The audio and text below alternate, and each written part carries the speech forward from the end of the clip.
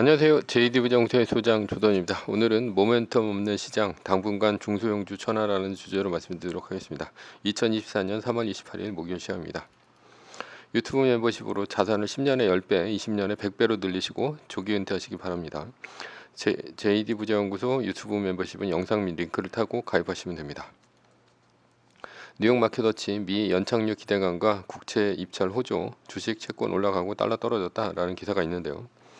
어제는 나스닥이 0.51%, S&P 500 지수가 0.86%, 다우존스 지수가 1.22% 오르며 3대 지수 모두 상승했습니다. 메인 이슈입니다. 모멘텀 없는 시장, 당분간 중소형주 시장. 중국의 반도체 장비 서비스 제공 마라, 미국 동맹국 압박이라는 기사가 있고요. 두 번째 기사는 중국 태양광 전기차 과잉 생산이 경제 왜곡, 미 옐런 중보조금 직격이라는 기사가 있습니다. 어제 이 두 가지 기사가 요즘 주식시장을 잘 설명해주고 있지 않나 이렇게 생각합니다. 요즘 가장 핫했던 인공지능과 관련 기업들이 주춤하고 태양광 등 중소형주들이 돌아가면서 뜨는 형상을 말하죠. 그래서 막상 인공지능 주식을 갖고 있으면 별로 재미를 못 보고 있고 다른 잡주들은 뉴스 한 방에 빵빵 터지는 형국입니다. 대표적인 것이 그동안 크게 올랐던 엔비디아와 반도체 장비주들이 빠졌고요. 그러나 옐런이 중국에 압박을 가한 태양광 관련 주식과 미국의 정치 테마주인 트럼프 전 대통령의 주식은 어제도 10%가 넘게 올랐습니다. 그동안 주가 상승에서 소외되었던 매그니피센트 세븐 중 애플, 테슬라는 올랐죠. 그러니 어제 오른 주식은 큰 상승세의 추세를 탔다고 보지는 않습니다. 3월 말에는 연기금 등에서 대규모 리밸런싱이 예정되어 있습니다. 그동안 많이 올랐던 주식을 처분하고 저평가된 종목을 살 것으로 보입니다. 그래서 인공지능 주식이 주춤했던 것일 수 있습니다. 이번 주 금요일은 미국장이 휴장입니다. 그런데 이번 주 금요일에 연준이 눈여겨본다는 개인 소비 지출 물가지수인 PC 지수가 발표될 예정입니다. 따라서 목요일에는 변동성이 클 것으로 예상되고 있습니다. 왜냐하면 금요일에는 휴장으로 트레이더들이 대응할 수 없으니 목요일에 미리 대응하자는 심리가 있을 수 있죠.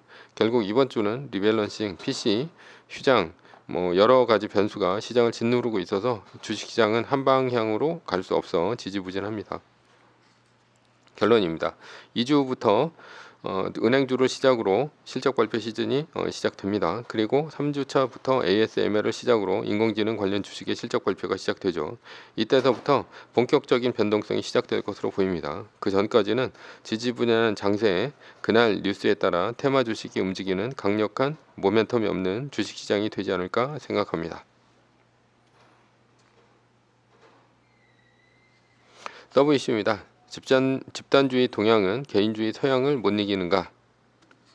서양은 동양보다 먼저 근대화를 시작되었고 제국주의 시절 앞선 과학문명으로 동양을 식민지화했습니다. 지금 명목상 식민지는 없지만 과학기술에서 앞선 서양이 경제적으로 동양을 지배하고 있는 중입니다. 제국주의 시절 토지가 생산수단이었습니다. 따라서 더 많은 토지를 가진 자가 더 경제적으로 부자였죠. 그러니 철대포, 증기기관, 방적기 등 과학기술에서 앞선 서양이 동양을 침탈하여 식민지를 만들었습니다. 지금은 지식이 생산수단입니다. 그러니 토지는 더 이상 생산수단으로서 가치가 미미합니다. 세상에서 식량이 없어 굶어 죽는 사람들은 질소비료 혁명으로 인해 더 이상 없어졌습니다. 누가 지식을 더 많이 가졌느냐가 그 나라의 힘이죠. 따라서 인공지능, 클라우드, 생태계, 자율주행, 양자 컴퓨터, 친환경 등등의 첨단 기술을 가진 자가 세계의 부를 가지게 됩니다. 그런 면에서 동양은 서양에게 아직 식민지입니다. 왜냐하면 전 세계는 기축통화국인 미국의 소비에 의존하고 있기 때문이죠. 미국이 물건을 사주지 않으면 세계 어느 나라도 가난하게 됩니다. 미국에 수출할 수 없는 나라는 가난한 나라죠. 예를 들어 필리핀이나 남미의 국가들은 미국의 수출로 큰 부가가치를 벌어들일 수 없으니 가난합니다. 한국은 미국에 반도체 등 첨단 제품을 수출해 막대한 달러를 벌어들이고 있으니 부자 나라가 되었죠. 즉 달러를 벌어야 부자가 되는 시스템입니다. 그러니 달러 자체를 찍어낼 수 있는 미국은 당연히 가장 부자 나라이죠.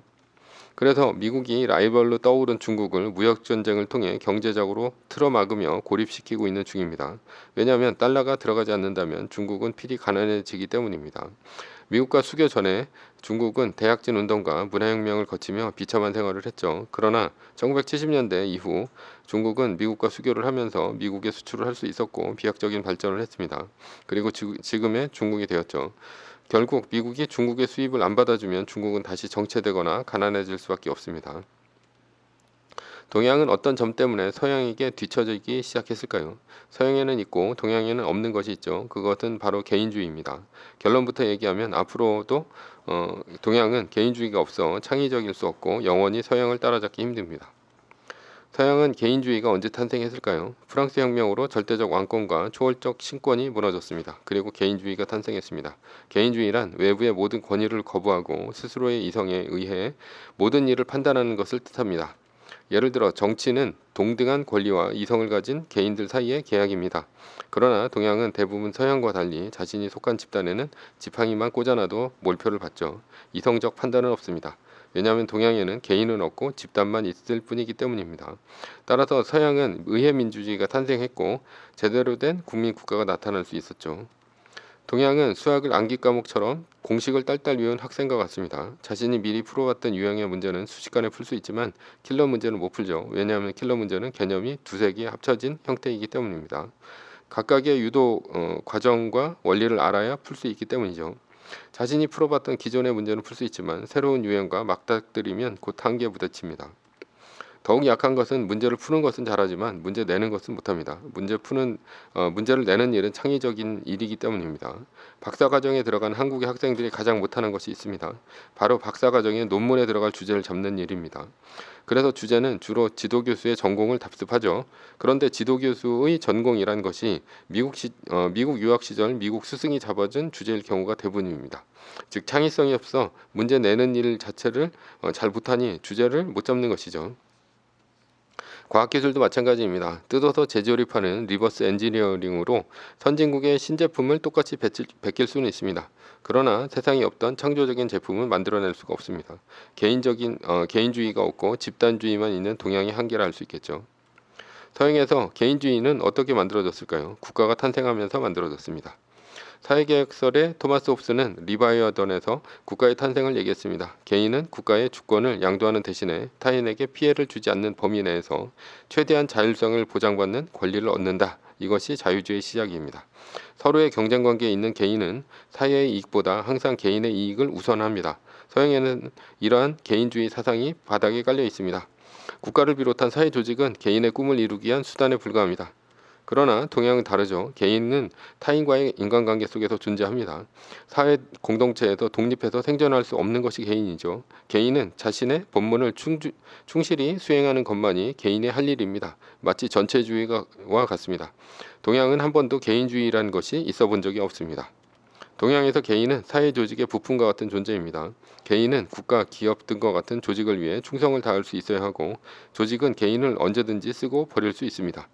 개인은 타인을 위한 배려가 먼저지 개인을 위한 이익은 나중입니다. 이러한 조직 문화에서 자신의 이익을 먼저 추구하는 개인주의는 이기주의로 폄하되고 배척받습니다.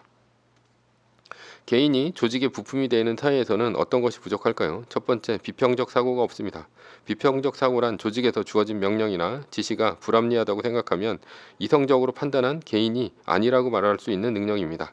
그러나 동양에서는 조직이 명령하면 무조건 따르는 예스맨만이 존재합니다. 두 번째는 혁신이 없습니다. 남들이 하지 않은 일, 관심 갖지 않은 일 등의 흥미를 느끼고 전통적인 기술도 깨부술 수 있는 지적 태도가 혁신입니다. 예를 들면 일론 머스크의 스페이스X의 재활용 로켓과 같은 것이죠. 권위주의적인 나사에서는 천문학적인 비용을 들여 일회용 로켓을 만들어 쐈습니다. 그리고 개선할 생각은 없었죠. 왜냐하면 연구비는 자신의 돈이 아니었으니까요.